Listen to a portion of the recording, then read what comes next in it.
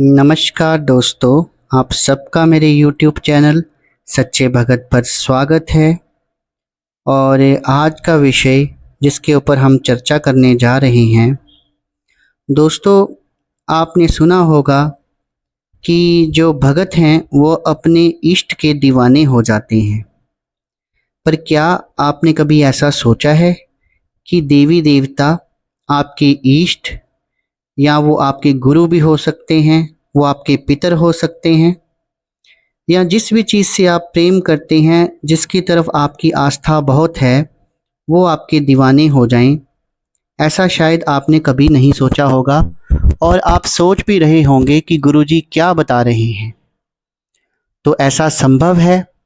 अगर एक कार्य जो मैं आपको बताने जा रहा हूँ आप वैसा करेंगे तो आपके इष्ट जो हैं वो आपके दीवाने हो जाएंगे, आपके पीछे यानी अपने भगत के पीछे भागे भागे चले आएंगे, उसके आसपास ही रहेंगे।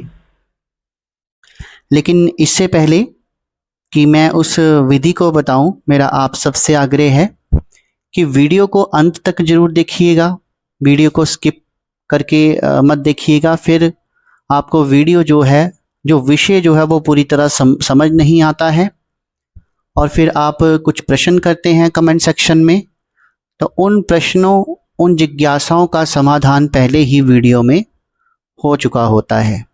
और अगर आप मेरे YouTube चैनल सच्चे भगत पर पहली बार आए हैं तो मैं आपसे ये भी आग्रह करता हूँ कि कृपया करके वीडियो को एक लाइक कर दें, चैनल को सब्सक्राइब कर दें और बेल आइकन को प्रेस कर दें, ताकि आगे जो वीडियोस आने वाली हैं उनका नोटिफिकेशन आप तक पहुंचता रहे, अध्यात्म के बारे में जानकारी जो है वो आपकी बढ़ती रहे। और जब भी हम कहते हैं कि वीडियो को लाइक कर दीजिए, तो उसका मतलब ये नहीं है कि हमें किसी चीज़ का लोभ है।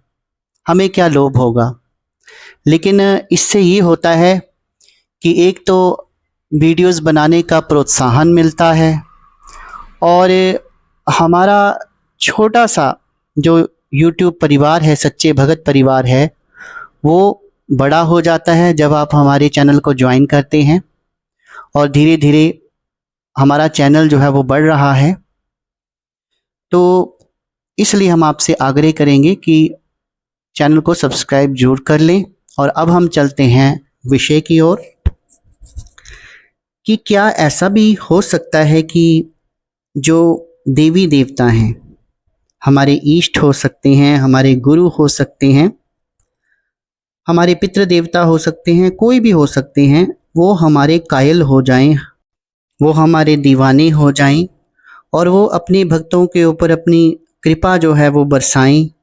और उनकी कृपा जब बरसने लगती है तो अगर कई बार क्या होता है कि इंसान को गूढ़ से गूढ़ जो रोग होते हैं उसके शरीर में, वो भी दूर होना शुरू हो जाते हैं और उसकी आर्थिक स्थिति और सामाजिक स्थिति भी ठीक होना शुरू हो जाती है। तो एक तरह से उसका अपने इष्ट के साथ संबंध बनना जो है वो शुरू हो जाता है। क्योंकि आप जितना मर्जी मंत्र जाप कर लीजिए, आप जितना मर्जी भोग प्रसाद कर लीजिए, अनुष्ठान कर लीजिए, जो तांत्रिक होते हैं, साधक होते हैं, वो बहुत बड़े बड़े अनुष्ठान करते हैं और तब जाकर उनको अपने इष्ट के दर्शन होते हैं या अपने इष्ट की प्राप्ति होती है। लेकिन वहीं जो भगत होता है, जो अपने इष्ट का दीवाना होता है, वो अब कुछ नहीं करता, सिर्फ वो अपने भावों से ही, जब वो अपने मन में धारण कर लेता है कि मैं अपने इष्ट के दर्शन करूंगा और उनके साथ एक संबंध बना लेता है।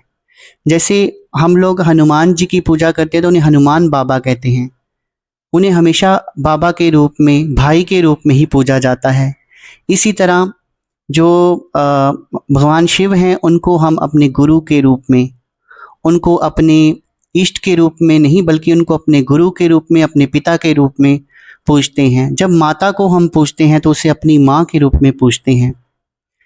तो फिर होता क्या है कि जिस तरह हमारे रिश्ते होते हैं, हमारा बेटा है, हमारा माँ है, हमारी बाप है, हमारे भाई हैं, जैसे हमारे रिश्ते होते हैं उसी तरह हमारे इष्ट के साथ एक हमारा रिश्ता सा बनता जाता है। तो इसी तरह का हमने कुछ करना है कि हमारा अपने इष्ट के साथ एक रिश्ता सा बन जाए, उनके साथ हमारा प्रेम संबंध बन जाए। और जब एक संबंध सा बनने लगता है तो इष्ट की जो कृपा दृष्टि है, उनकी शक्तियां हैं, उनका जो ऑरा है वो हमें मिलना शुरू हो जाता है। और उनकी कृपा ऐसी बरसती है कि कई बार असाध्य रोग होते हैं वो दूर हो जाते हैं, सामाजिक परिस्थिति जो है वो ठीक नहीं होती, वो भी ठीक हो जाती है। तो इसमें दोस्तों आपने करना क्या है, बड़ी सरल सी विधि है। कहते हैं ना कि प्रेम से सब कुछ पाया जा सकता है, ईश्वर को भी पाया जा सकता है। अगर हम साफ दिल से भावनात्मक तरीके से अपने इष्ट जो हैं हमारे, उनकी पूजा करेंगे तो वो हमें क्यों नहीं मिलेंगे। तो आपने क्या करना है, सबसे पहले तो आपको ये पता होना चाहिए, जैसा कि मैं पहले भी अपनी वीडियोस में बताता रहता हूं, कि आपके कोई एक इष्ट होने चाहिए। विधि तो बड़ी बात की बात है कि आप उनका कौन सा मंत्र करेंगे, कौन सा हवन करेंगे, व्रत करेंगे, या और क्या करना चाहिए जिससे उनकी कृपा दृष्टि जो है वो हमारे पे बनी रहे, या उनका तत्व जो है वो हमारे शरीर में आ जाए।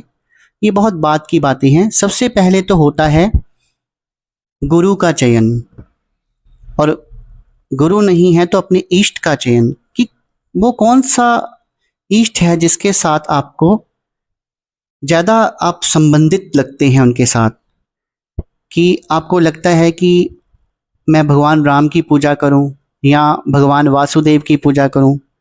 कई जो हैं वो नवनाथों की पूजा करते हैं, कई भगवान शिव की पूजा करते हैं, कई जो हैं वो माता रानी की पूजा करते हैं। तो सबसे पहले अपनी इष्ट की खोज कीजिए। जन्म के आधार पर भी, जो हमारी जन्म पत्रिका होती है उसके आधार पर भी इष्ट बताए जाते हैं, लेकिन उससे भी ज़्यादा ये होता है कि आपका मन क्या कहता है। आपका मन कौन से इष्ट के भजन सुनकर खुश होता है, या कौन से इष्ट के मंदिर में जाकर ज़्यादा प्रसन्न होता है, और ऐसे आपको लगता है कि इनके साथ हमारा कोई संबंध है। तो इष्ट का चयन तो वैसे व्यक्ति को स्वयं ही करना चाहिए। फिर भी ग्रह गोचर के अनुसार अगर पंडित आपको बता देते हैं कि आपको ये वाले भगवान की पूजा करनी चाहिए, तो वो आप वैसे भी कर सकते हैं। वैसे तो सभी भगवान एक ही हैं।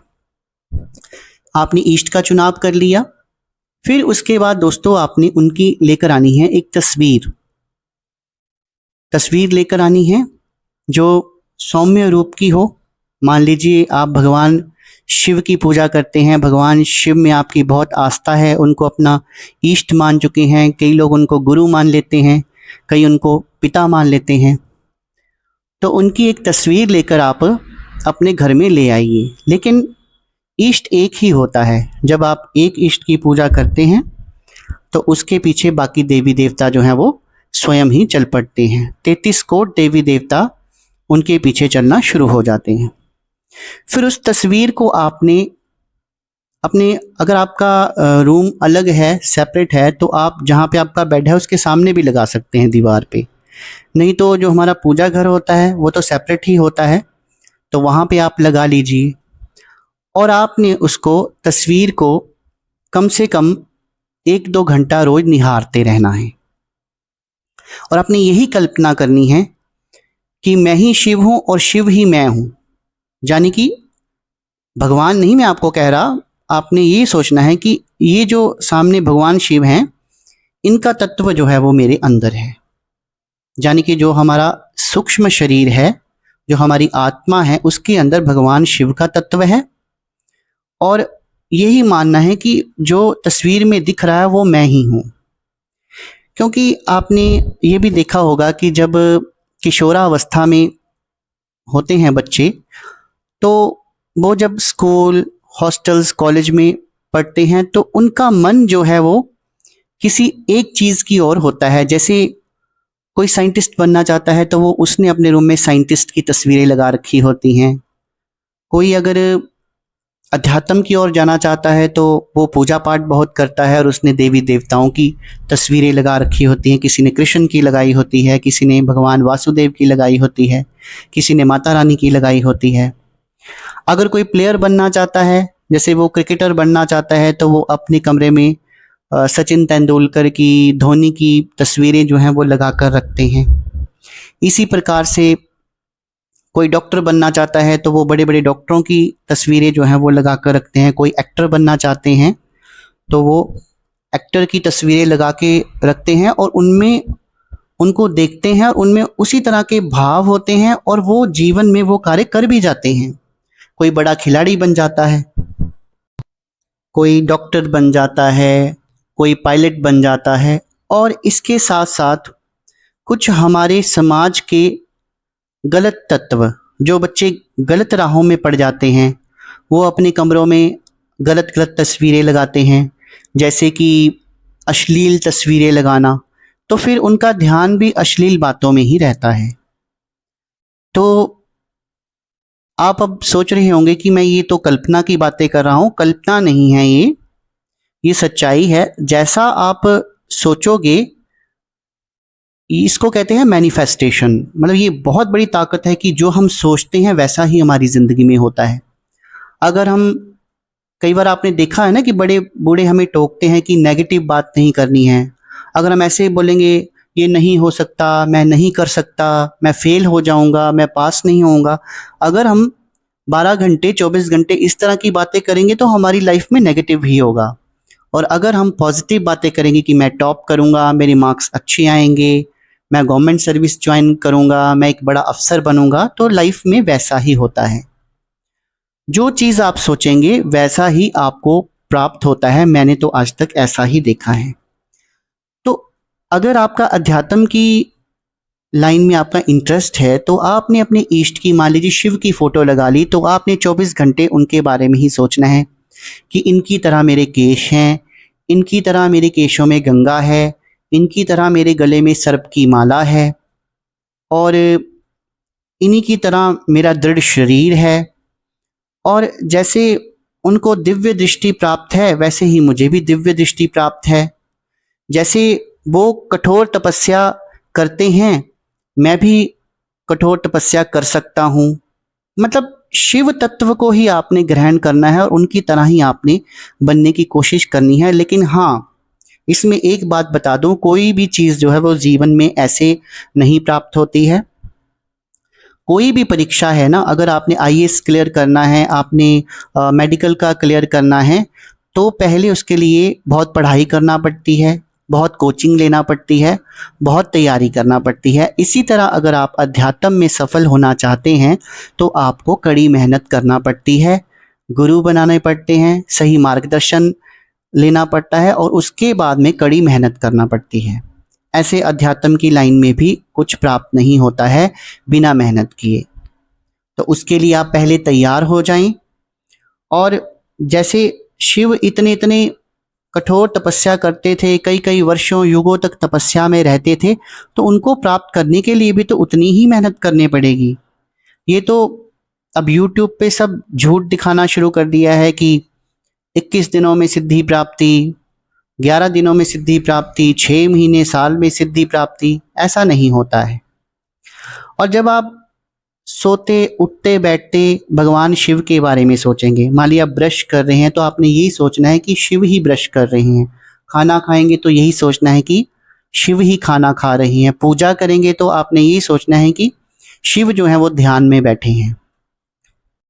कहने का भाव ये है कि आपने ये नहीं सोचना कि मैं शिव भगवान बन गया हूं। कहने का मतलब है ये है कि मेरे अंदर भी शिव का तत्व है और इस दुनिया के कण कण में शिव का तत्व है।